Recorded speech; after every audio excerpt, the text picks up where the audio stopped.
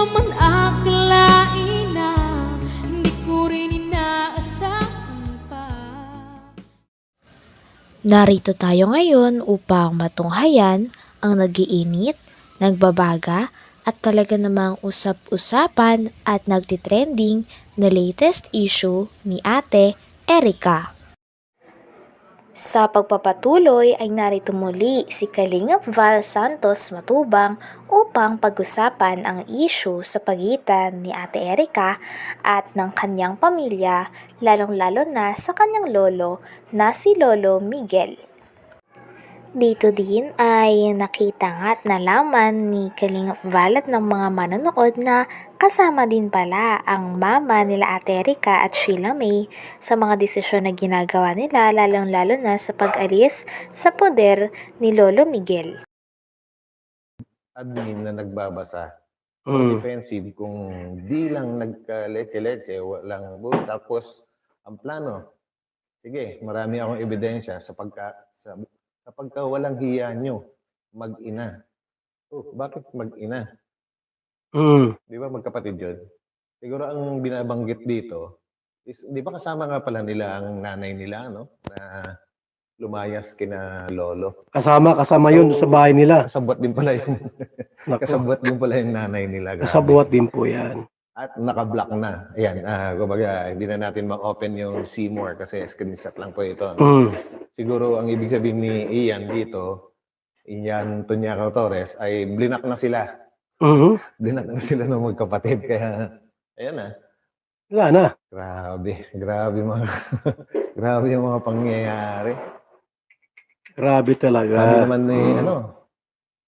Sabi naman ulit ni Miss Ian, no? Ngayon, naniniwala na ako sa lolo nila at sa Kalingap. Ayun ha? Kasi aim nilang tumulong, tapos tinalikuran sila ni Erika. Siya nga. At sa lolo at tita niya, hindi nagsisinungaling kasi sila ang mas nakakakilala sa kanya. Yun. Totoo naman yun.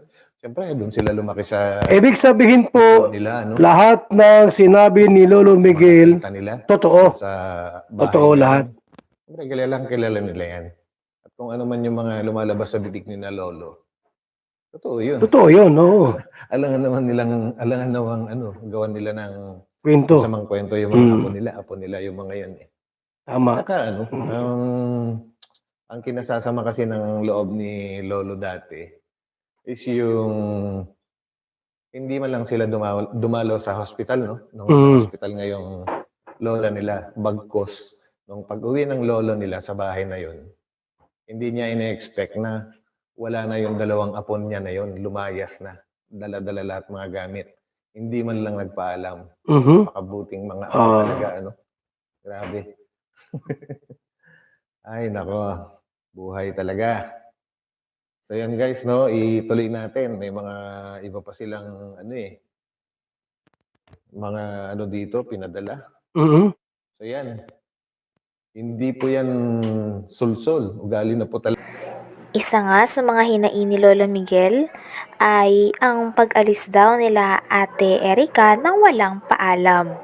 At pagkatapos daw nilang umalis sa bahay na nagpalaki at nag-araga sa kanila ay hindi na daw talaga nila ito binisita. Dumaan na ang ilang araw, linggo at buwan ay wala pa rin paramdam ang dalawa sa kanilang pamilya. Talagang nabuhay na sila ng hiwalay. Ngayong lola nila, bagkos. Nung pag-uwi ng lolo nila sa bahay na yun, hindi niya ina-expect na wala na yung dalawang apon niya na yun, lumayas na. Dala-dala lahat mga gamit. Hindi man lang nagpaalam. Pakabuting mga apo talaga, ano? Grabe. Ay, nako. Buhay talaga. So yan guys, no, ituloy natin. May mga iba pa silang mga dito pinadala. So yan. Hindi po yan sulsol. Ugali na po talaga nila yan. So ibig sabihin, napagtanto na ng ilabers na talaga ugali na ng magkapatid. Yung manggamit para sa pera. Ano? Yan, o. Tama yan. Kahit saan pa sila magpadala. Totoo yung mga sinasabi ni Lolo Miguel. Saan pa sila nagpapadala sila basta pera. Grabe kasi nauso kasi yung mga text na ganito, ano? Yung mga hindi na buo. Kaya Nakakalito na minsan magbasa ng mga putol-putol, parang si Barok na lang tayo ngayon. Sabi naman yes, real talk, 100%. So yan. Sabi naman ng isa, grabe ang pag-uugali ni May. Akala mo kung sino, hindi iniisip kung anong meron sila ngayon. Wala na po, talagang sirang-sira na sila, no? Naghirapan ng dugot pawis. Kung ano mang meron sila ngayon, tapos kung makasabi ng leche kay yan. Grabe. Samantala, pinagtatanggol sila sa mga bashers sa kanila. Ganun talaga. Hindi mo naman talaga in-expect. Sino ba may gustong gumawa niyan? Hindi ba sila rin? Lovers naman yung sumuporta sa kanila dati. Kaya umalis sila sa Kalingap eh. Di ba, guys? Sabi naman ng isa, baka wala nang pambili ng street foods.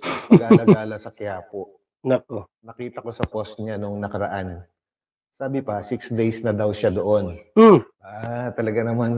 Ang bihira. Sa Metro Manila si Ate May. Aba talaga naman. Nagpapasarap siya doon. Ba, no? Saan kaya galing yung perang gamit niya? Sa sponsor, siyempre. Erica. Well, hindi natin alam. Kayo yung mas nakakalam dyan kasi kayo yung... Talagang kung tutuusin ay kawawa talaga dito si Lolo Miguel sapagkat pagkatapos siyang iwan ay hindi na nga nagparamdam ang dalawa sa kanya. Talagang kung usapan lang daw na pera ay hindi naman daw talaga mangangailam si Lolo Miguel. Ngunit ang nagpakasama lang daw talaga ng kanyang damdamin ay ang pagkalimot sa kanya ni Ate Erica at ng kanyang kapatid na si Sheila May. Yung suporta ng nung nasa Amerika, hindi rin natin alam. Kasi bakit sumasama pa sila sa iba-ibang grupo para magkapera nga daw. Sabi nung kanina dito, no? Yan guys, nako. Kaya tayo dapat mag-ingat sa mga mga tinutulungan dahil hindi lahat po ng mga tinutulungan totoong tao. Lalo't hindi mo naman talaga sila kilala na imbestigahan or what. So yun, sa bandang huli, ikaw pa rin yung tutuklawin nila. Masaklap, no? Pero ganun talagang buhay, guys. May mga dalawang klase lang naman ang tao sa mundo eh. Isang mabuti at isang masama, di ba? So yun. So yun, guys. Maraming salamat sa inyo sa pagsama sa akin. At yun. God bless po sa lahat. Kita-kita. Yan, salamat po kay Batang Elio. Tubuli ang inyong lingkod, Batang Elio. Na kanya pong ginawa po ng reaksyon, itong mga screenshot po na nakarating po sa ilang reactors, no, mga kalingap. At yun nga po, no, lumabas yung totoong kulay ng magkapatid. Ibig sabihin po mga kalingap, lahat ng sinabi ng matanda against doon sa apo nila ay totoo. Lahat po ng sinabi, no, ng matanda ng mga paratang kontra doon sa magkapatid ay talagang totoo. Masama ang ugali nila. Isipin niyo po mga kalingap, ilang months na pong hindi nagpupunta doon o dumadalaw sa taong nagpalaki sa kanila. O yung magaang nagpalaki po bagay si Lolo Miguel, yung mag-asawa. Doon sila hinubog, tinuruan. O, tinuruang magsalita, tinuruang maglakad. Lahat po. Nagpapakain, nagpapaaral, nasaan sila ngayon? Wala. Hindi man lamang makuhang dumalaw doon sa matanda para kumustahin sila. Ang sama ng ugali talaga. Hanggang dito na lamang muna ang ating nag-iinit, nagbabaga, pinag-uusapan at talaga ng mga nagtitrending na latest issue ni Ate Erica. Maraming salamat sa inyong panonood. Hanggang sa muli. Bye!